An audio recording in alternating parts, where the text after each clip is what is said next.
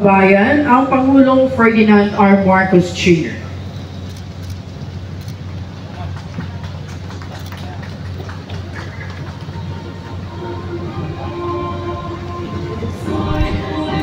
President Ferdinand R. Marcos Jr. led the country in commemorating National Heroes Day on August 26, 2024 at the libingan ng mga bayani, Taguig City. The President offered a wreath at the tomb of the unknown soldier where he was joined by the National Historical Commission of the Philippines, Chair Regalado Trota Jose Jr., and Armed Forces of the Philippines Chief of the Staff General Braulio S. Brawner, Philippine Army, a civilian and military host respectively. Also in attendance were Executive Secretary Lucas P. Bersamin, National Defense Secretary Robredo C. Teodoro Jr., Taguig City Mayor Maria Laani Lopez Cayetano, other officials from the national and local government, and members of the diplomatic corps. The program continued with a prayer led by Brigadier General Daniel D. Tansip, CHS, Chief of the AFP Chaplain Service, followed by the messages from Taguig Mayor Cayetano, NCCP Chair Jose, and the President. In his message, President Marcos underscored the importance of Heroes Day as a day of remembrance to all Filipinos who sacrificed their lives in the service of the country and the value of their service in ensuring the freedom and prosperity of the people.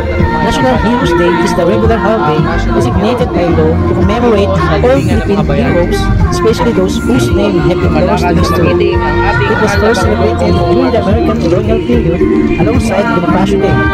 It was moved to the last Sunday of August by President Rodrigo Junito in 1952, and again moved to the last Monday of August by virtue of Republic Act No. 94 in 2007. NHCG is the national government agency mandated to promote Philippine history through its museums, research, and publications, and to preserve historical heritage through conservation and marking of historic sites and structures. The heroes who dedicated their lives for our nation and represent the unbroken lineage of Filipino heroism and the enduring spirit of our patriotism.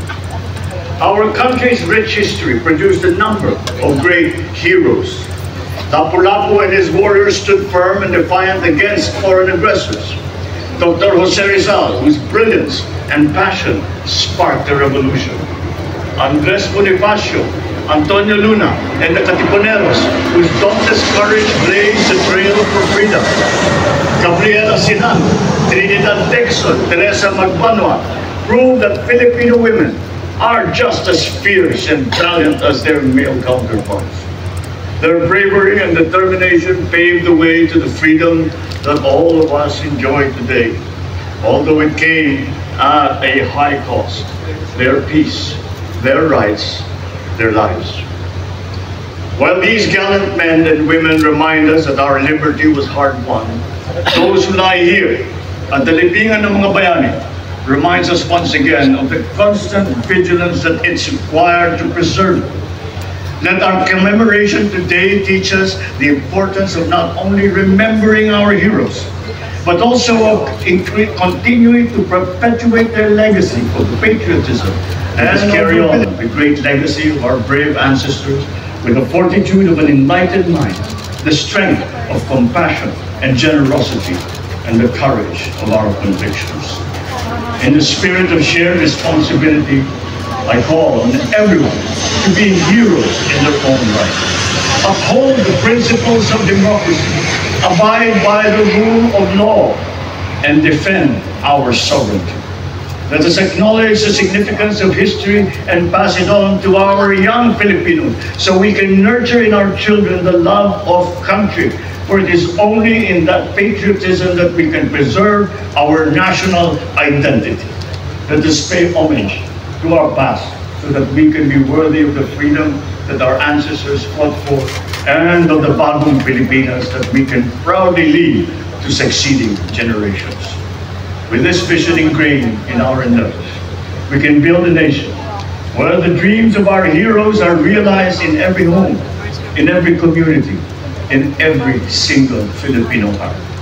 I wish everyone a meaningful day of remembrance. Mabuhay ang ating mga bayani, mabuhay ang kabayanihan ng bawat Pilipino. Maraming salamat po at magandang umaga po. Maraming pong salamat sa Pangulo.